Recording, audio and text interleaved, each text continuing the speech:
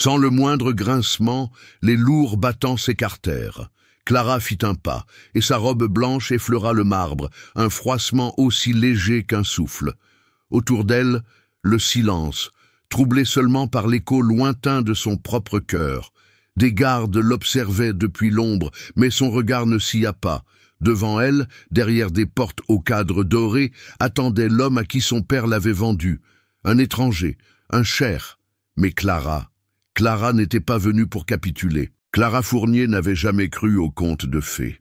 Elle avait grandi en voyant sa mère récurer les sols jusqu'à ce que ses mains saignent, tandis que son père disparaissait des jours durant, courant après les dettes et les illusions. Quand Evelyne tomba malade, Clara quitta le lycée pour s'occuper d'elle, enchaînant les nuits de travail au bistrot, survivant grâce aux pourboires et aux prières.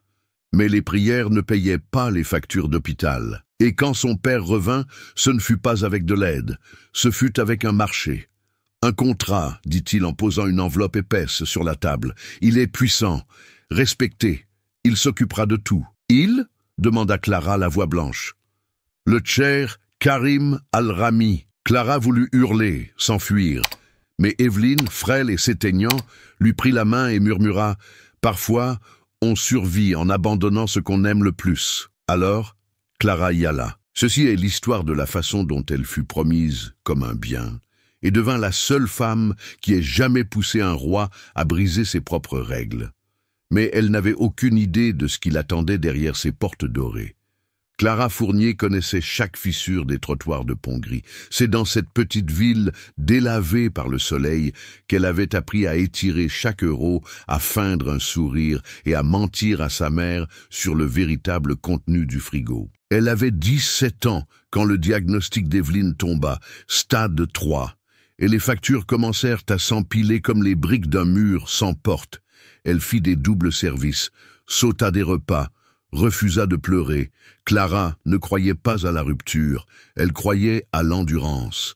Mais quand son père, Richard, revint après presque 2 ans de silence, elle sentit quelque chose s'effondrer en elle. Il s'assit à leur table de cuisine ébréchée, comme si de rien n'était. Son costume était froissé, ses yeux fuyaient. « Il y a un homme, commença-t-il, évitant le regard de Clara. Un cher, il propose de tout régler. La dette, les traitements, tout. » Clara croisa les bras. « Où est le piège ?»« Il veut une épouse. » Elle rit, puis s'arrêta. « Tu es sérieux ?» Il fit glisser une enveloppe scellée sur la table. Le seau de cire portait un symbole qu'elle ne reconnut pas. 2 sabres sous un croissant de lune. « Karim Al-Rami » dit-il doucement. « Il t'a choisi. » Clara se leva si brusquement que sa chaise racla le sol. « Il ne me connaît même pas. Il n'en a pas besoin, » dit Richard. « Il n'est pas question d'amour ici. C'est une affaire d'honneur. Là-bas, tu seras en sécurité. Tu seras une femme respectée, possédée. » murmura Clara. Cette nuit-là, elle s'assit près de sa mère, trop faible pour se redresser. Evelyne tendit ses doigts tremblants, effleurant la joue de Clara. « Ton père est un imbécile, » dit-elle, sa voix à peine audible. « Mais toi, tu es plus forte que nous deux. Je ne veux pas de ça pour toi, mais si tu y vas, ne les laisse pas te prendre ton feu. » Le lendemain matin, une voiture noire arriva. Le chauffeur parlait d'un ton sec et ne la regarda jamais dans les yeux. Clara n'emporta que ce qui comptait, la photo de sa mère, un carnet de poèmes et une écharpe rouge qu'Evelyne avait cousue à la main. Tandis que la voiture s'éloignait, Pont-Gris disparut derrière elle comme un rêve qui ne s'était jamais vraiment réalisé. Elle n'était pas une princesse, et elle n'avait pas peur. Mais au plus profond d'elle, quelque chose se fissura, car pour la première fois, Clara Fournier ne s'appartenait plus, et c'est à cet instant que tout a commencé à basculer. Clara avait toujours imaginé la liberté comme un ciel immense, un lieu loin des dettes, des obligations et des plafonds bas d'une petite ville. Son rêve secret était de finir ses études, d'écrire des histoires, peut-être même de voyager. Juste elle et sa mère, quelque part avec des fenêtres ouvertes et des matins calmes. Ce rêve se brisa à l'instant où elle descendit du jet privé et pénétra dans la chaleur suffocante de Dar Rahim. La ville était un joyau enfoui dans l'or du désert. Tout scintillait, des portes du palais aux rues pavées de pierres importées d'Italie. Mais aucune beauté ne pouvait distraire Clara de ce que cela signifiait. Elle n'était pas une invitée, elle était une offrande. Le palais se dressait au-dessus d'elle comme une créature mythique. De longs couloirs de silence, des yeux qui observaient, des gardes à chaque arcade. Elle fut escortée sans un mot, ses bottes résonnant sur des sols si polis qu'elle pouvait voir la peur dans son propre reflet. Sa chambre était plus grande que le bistrot où elle travaillait, un lit drapé de lin blanc, des rideaux de soie, une coiffeuse aux finitions dorées. C'était magnifique et froid, trop parfait. Une cage peinte de luxe. Elle regarda par la fenêtre.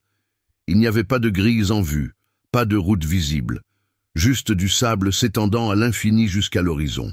Quand on frappa, ce ne fut pas un coup fort, juste délibéré. 2 servantes entrèrent les yeux baissés, déposant une robe bleu profond et un voile. « Le cheikh demande votre présence », dit l'une d'elles, presque en s'excusant. Clara ne posa pas de questions. Elle s'habilla en silence, attachant ses cheveux avec l'écharpe d'Evelyne sous le voile. La salle où Karim attendait ressemblait à une salle du trône.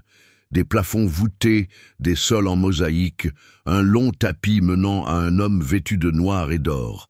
Le cher Karim Al-Rami. Il ne se leva pas, il se contenta de la regarder, comme un homme étudiant une peinture. « Vous êtes plus jeune que je ne m'y attendais, » dit-il enfin. « Et vous êtes exactement ce à quoi je m'attendais, » répliqua-t-elle, la voix ferme.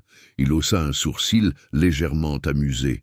« On m'avait dit que vous étiez audacieuse. Je ne suis pas ici pour vous impressionner, » répondit Clara. « Vous n'êtes pas ici par choix, » dit-il en se levant lentement. Il marcha vers elle, sans hâte, sans menace, mais avec une sorte de contrôle qui lui fit redresser l'échine. Quand il s'arrêta à quelques pas, la pièce sembla plus petite. « J'ai honoré la requête de votre père, » dit-il. « Je ne suis pas un homme cruel, mademoiselle Fournier, mais j'attends de la loyauté et du silence. » Les poings de Clara se serrèrent le long de son corps. « J'ai déjà tout abandonné. Je n'abandonnerai pas qui je suis. » Karim inclina la tête. « Nous verrons bien. » Cette nuit-là, Clara s'assit sur le bord du lit, toujours vêtue de soie, mais se sentant à vif. Le rêve était parti. Le futur ne lui appartenait plus. Et tandis que le palais s'endormait autour d'elle, une seule vérité s'imposa. Elle avait été échangée. Et maintenant, elle devait survivre. Dans le palais, il n'y avait pas d'horloge, pas de bruit de circulation, pas de rythme de vie familier. Les jours se fondaient les uns dans les autres comme la chaleur montant du sable du désert. En une semaine, Clara perdit toute notion du temps.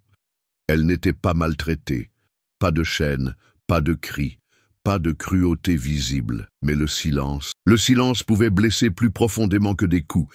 Elle était observée, escortée, gérée. Où qu'elle aille, une silhouette la suivait à quelques pas. Les regards ne croisaient jamais le sien. Les mots n'étaient échangés que lorsque c'était nécessaire. Le personnel l'appelait Lady Fournier, mais la traitait comme un objet de verre, précieux, fragile et jamais vraiment vu.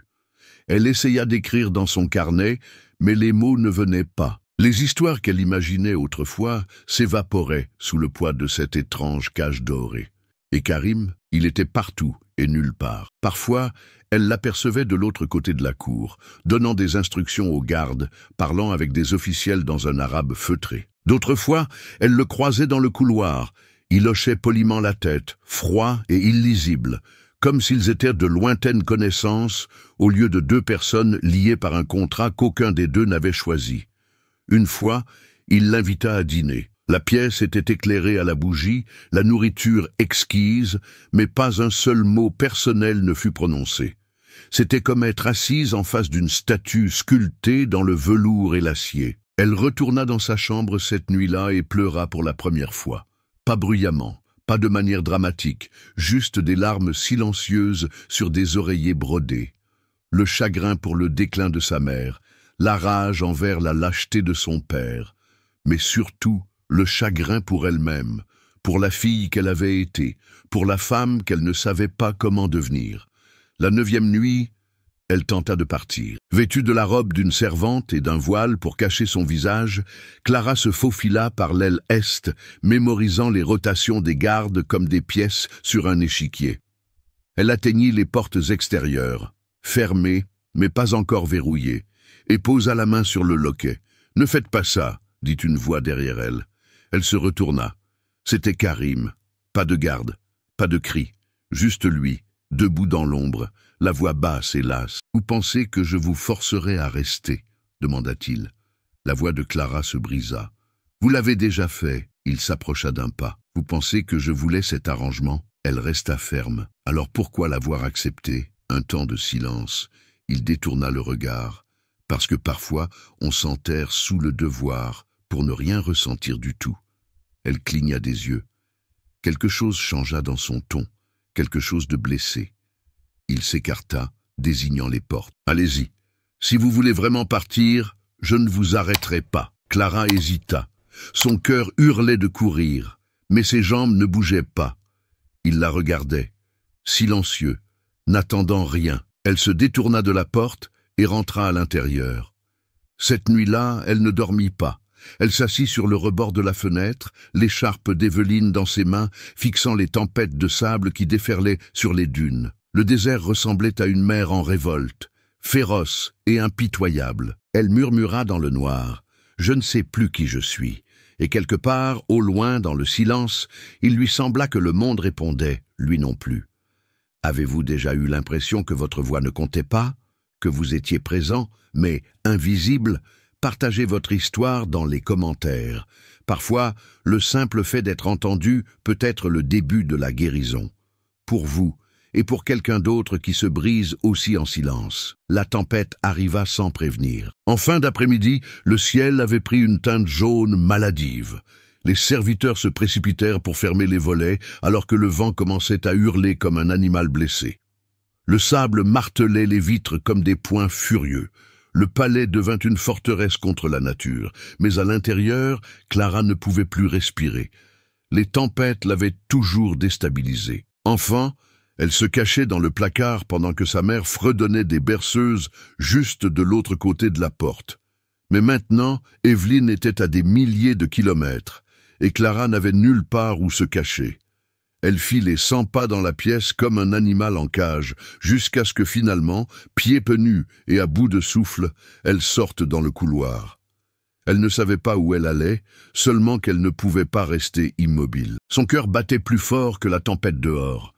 Elle erra vers l'aile ouest et s'arrêta devant une porte qu'elle n'avait pas remarquée auparavant. Elle était légèrement entr'ouverte. À l'intérieur, la pièce était faiblement éclairée par une seule lampe à huile. Des livres tapissaient les murs, des tapis recouvraient le sol, et un canapé bas était placé sous des vitraux. Un sanctuaire silencieux. Karim était là, debout près de la fenêtre, le visage tourné vers la tempête. Clara se figea. Il ne se retourna pas. « Vous les détestez aussi, » dit-il doucement. « Les tempêtes. » Elle hocha la tête avant de réaliser qu'il ne pouvait pas la voir. « Elle me rappelle que je suis petite. » Il regarda par-dessus son épaule. Son expression était plus douce qu'elle ne l'avait jamais vue. Moi aussi. Un silence s'installa entre eux, ni hostile, ni froid, juste calme. Le genre de silence qui remplit une pièce de non-dit. Il désigna le canapé. « Vous pouvez attendre ici, c'est plus sûr. » Clara entra lentement, en roulant l'écharpe d'Evelyne autour de ses épaules. Elle s'assit, les bras croisés, respirant à travers la peur. Karim ne s'assit pas. Il resta simplement près de la fenêtre, à regarder le vent. Puis, sans la regarder, il dit « J'ai été fiancé une fois, avant tout ça. Elle est partie quand les choses sont devenues difficiles. » Clara ne répondit pas, mais son regard s'adoucit. Une longue pause. « Je ne l'ai jamais blâmée, » ajouta-t-il, « mais je n'ai fait confiance à personne depuis. » Ils restèrent assis en silence, la tempête dehors, les confessions dedans. Pour la première fois, Clara ne se sentit pas observée. Elle se sentit vue. Elle ne savait pas si c'était le pardon ou un commencement. Mais quand leurs regards se croisèrent enfin, elle se murmura « Je ne sais pas si c'est réel, mais pour la première fois, je veux essayer. » Le matin après la tempête, le palais semblait différent. Clara se promena dans le jardin pour la première fois sans escorte à ses trousses. L'air sentait le jasmin et la poussière. Une jeune servante passa et lui offrit un sourire discret, ce qui n'était jamais arrivé auparavant. Au déjeuner, Karim n'était pas assis en bout de table comme d'habitude. Au lieu de cela, il attendait près de la fenêtre, les mains jointes dans le dos. « J'ai fait envoyer le petit déjeuner dans votre chambre », dit-il sans se retourner. « Vous n'y avez pas touché. »« Je ne mange pas quand je ne dors pas », répondit Clara, « et je ne dors pas quand on m'observe. » Il la regarda, puis hocha la tête une fois. Plus de garde, sauf si vous le demandez. Cette simple phrase fit craquer quelque chose en elle. Ce n'était pas encore de la confiance, mais ce n'était plus de la peur. Au cours des jours suivants, quelque chose changea entre eux. Karim commença à la rejoindre pour le thé de l'après-midi, non pas dans la salle du trône, mais dans le jardin. Il posait des questions sur sa ville, ses livres préférés, le rire de sa mère. Il ne la toucha jamais, pas une seule fois, mais il écoutait. Un après-midi, elle lut un poème à haute voix. Son expression ne changea pas, mais quand elle détourna le regard, elle vit sa main se serrer en un point, comme s'il essayait de retenir quelque chose. Les soirées devinrent plus calmes, plus sûres. Dans la bibliothèque, il jouait aux échecs. Dans la cour, il regardait les étoiles. Elle se surprit à rire une fois. Lui aussi. Pendant un instant, il n'était pas le cher Karim et Clara Fournier. Ils n'étaient que deux personnes de mondes différents essayant de partager le même air. Mais même alors que sa garde baissait, une question la hantait. Que se passera-t-il quand les murs remonteront? Et puis, il disparut. Sans avertissement, sans explication. Pendant 3 jours, elle ne le vit pas dans les couloirs, pas au repas, pas même un message. La vieille peur revint comme un fantôme traînant des chaînes. Clara essaya de l'ignorer, se disant qu'il était occupé, qu'elle s'en fichait. Mais ses mains tremblaient chaque fois que la porte s'ouvrait, espérant que ce soit lui. La 4e nuit, il apparut à sa porte. Son costume était froissé, ses yeux rouges. Elle recula. Que s'est-il passé? Il ne répondit pas tout de suite. Il la regarda simplement, comme si elle était la question et la réponse. « J'étais en réunion, à propos du futur. »« Quel genre de futur ?» demanda-t-elle. Karim déglutit difficilement. « Le genre où les sentiments se mettent en travers du chemin. Le voilà. Le mur. » Il se repliait à nouveau, se protégeant. Clara se détourna. « Alors je suis un problème à résoudre maintenant ?»« Non. » dit-il en s'avançant. « Vous êtes la première chose depuis des années qui me fait me sentir comme un homme, pas comme un nom. » Elle lui fit de nouveau face, la voix basse. « Alors agissez comme tel. Ne disparaissez pas quand ça devient difficile. » Sa mâchoire se crispa. « Vous ne comprenez pas ce qui est en jeu, et vous ne comprenez pas ce que ça fait d'être tenu en laisse par le silence. » Les mots les frappèrent tous les deux comme le tonnerre. Karim recula, déchiré. « Je veux vous choisir. » dit-il. « Mais on ne m'a jamais appris comment faire. » Le cœur de Clara se serra d'une vérité qu'elle ne voulait pas dire à voix haute. Peut-être qu'il ne l'apprendrait jamais. Mais avant qu'elle ne puisse parler, le téléphone dans sa poche vibra. Il vérifia l'écran et son visage changea. « Il y a un événement demain, des visiteurs de haut rang. Vous serez présenté publiquement. »« Présenté ?» demanda-t-elle, le froid revenant dans sa voix. « Comme m'a promise. » Il marqua une pause, puis ajouta plus doucement « Si vous le voulez ». Clara ne répondit pas. Mais cette nuit-là, elle resta éveillée à regarder le plafond, se demandant « Et si elle était assez pour lui ?» et qu'il ne savait tout simplement pas comment le dire. La nuit du gala arriva comme une tempête qui monte lentement. Le palais scintillait sous la lumière des bougies. Des dignitaires étrangers, des envoyés royaux et de puissants hommes d'affaires remplissaient la grande salle. La musique jouait doucement sous le murmure des négociations et des flûtes de champagne. Clara se tenait en haut de l'escalier, drapée de soie émeraude. La même servante qui avait autrefois détourné son regard s'inclinait maintenant avec respect. Elle détestait la robe, non pas parce qu'elle n'était pas belle, mais parce qu'elle n'était pas la sienne. Karim se tenait près de la fontaine en marbre au centre de la pièce, parlant un français courant à un magnate du pétrole de Marseille. Il était posé, contrôlé, intouchable. Quand ses yeux croisèrent les siens à travers la foule, quelque chose vacilla. Pas la possession, pas le pouvoir. Quelque chose qui ressemblait beaucoup à de l'hésitation. Un homme s'approcha d'elle. bien habillé, beau, trop lisse. « Lady Fournier, dit-il avec un sourire en coin, vous êtes resplendissante. » Elle força un sourire. « J'ai entendu dire que le cher gardait ses trésors sous clé. Je me demande s'il réalise à quel point ils peuvent lui glisser entre les doigts. » Avant qu'elle ne puisse répondre, Karim fut soudainement là.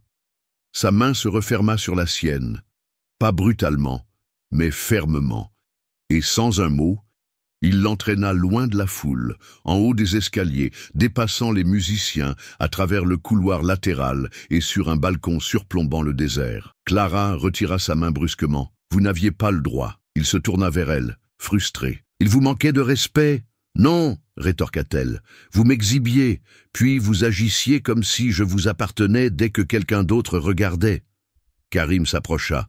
« Je n'étais pas... »« Si, vous l'étiez, » coupa-t-elle. « Et je ne serai pas votre symbole, Karim, ni votre geste de réforme, ni votre fiancé trophée. » Il passa une main dans ses cheveux. « Vous ne comprenez pas ce que j'ai dû devenir. Alors expliquez-le-moi, » dit-elle, les larmes lui brûlant les yeux. « Parce que tout ce que je vois, c'est un homme qui a trop peur de ressentir quelque chose de réel. » Il resta silencieux. Le vent balayait le désert. Le silence entre eux crépitait comme des branches sèches. Puis finalement, doucement, il dit « J'ai peur ». Clara cligna des yeux. « On m'a élevé en croyant que le contrôle était la sécurité, que les émotions étaient des fissures dans les fondations.